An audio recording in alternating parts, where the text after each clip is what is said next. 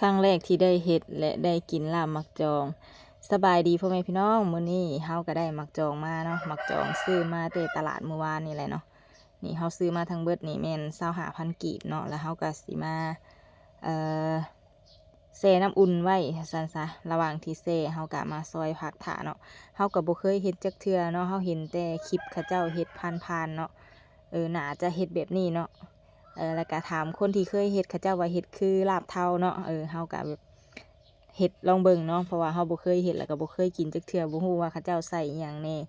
เฮาก็เลยเฮ็ดตามที่มีเนาะผักเฮาก็มีผักบัวผักหอมเนาะตามในตู้เย็นเฮามีเนาะแล้วเฮาก็มาซอยใส่แล้วก็จะมีหมักถั่วเนาะเฮาเอามาใส่เนาะ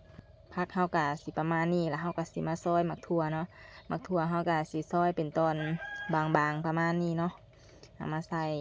แล้วก็ข่อยก็สิเด็ดผักแพรวใส่พร้อมเนาะบ่ฮู้ว่าคนอื่นเขาเจ้าใส่หรือบ่เนาะแต่สำหรับข่อยก็เลยใส่ไปเนาะคิดว่ามันน่าจะหอมหั้นนะ หลังจากที่ว่าซอยผักเรียบร้อยเฮาก็จะมาใจก้างออกจากปลาเนาะปลาดุกที่เฮาต้มไว้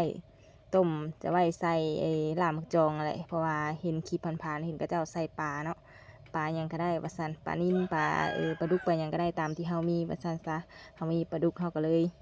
ใส่ปลาดุกเนาะแม่เนาะแล้วก็ใส่ไปเอาก้างออกไปก้างออกมาก็ฮ้อนเพิ่นว่า หากระปุงลงมาจากหมอใหม่เนาะห่อนมือขนาดเนาะแล้วเฮาก็สิมาเกลี่ยเอาก้างออกเนาะและนี่ก็คือ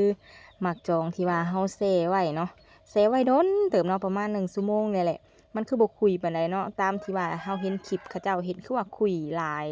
เต็มถ้วยนะอันนี้เฮาก็เอาหมักจองไปเอาในออกแล้วก็ล้างเรียบร้อยแล้วเฮาก็มาใส่ปลาใส่ผักที่เฮาเตรียมไว้เนาะใส่หมักถั่วหมักหยังเนาะที่เฮาเตรียมไว้